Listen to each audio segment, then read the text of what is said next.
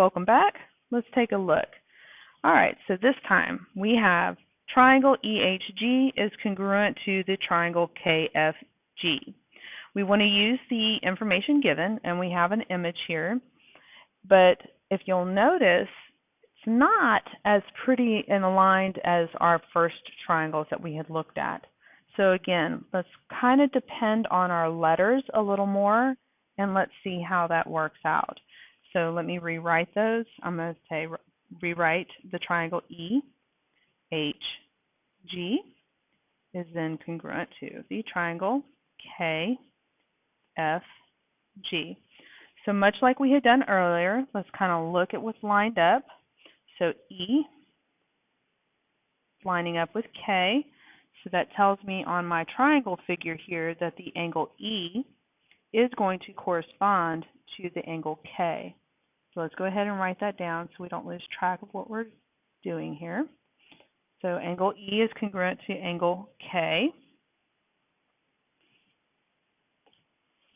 Then we can look at H lines up with F.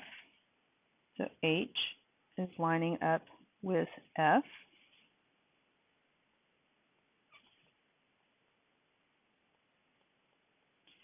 All right, so now we have a little bit of a trick coming on in this next situation. So we have G is lining up with G, but you'll notice G is vertical.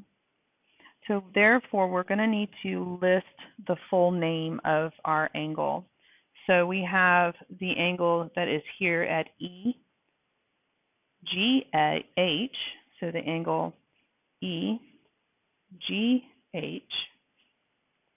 would then be congruent to the angle KGF.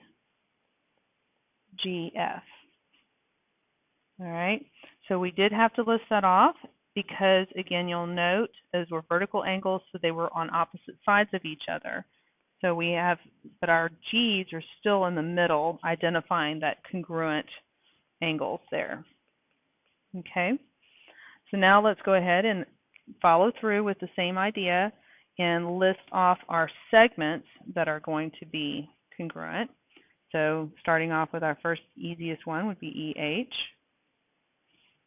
lines up with KF. So let's write that down. EH lines up with KF.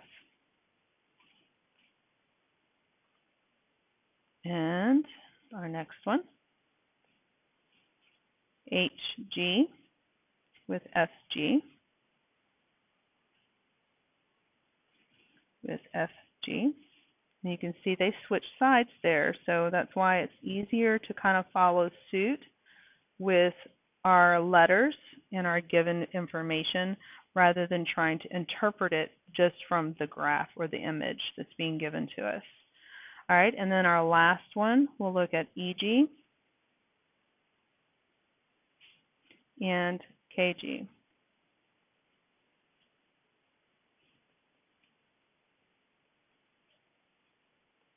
And KG. All right, so there we have our three congruent angles and our three pairs of congruent segments and sides of our triangles. And again, don't forget, we had to list off all the full names of our angles at G because of the fact that they are not the same angle. All right, try a quiz here in a minute.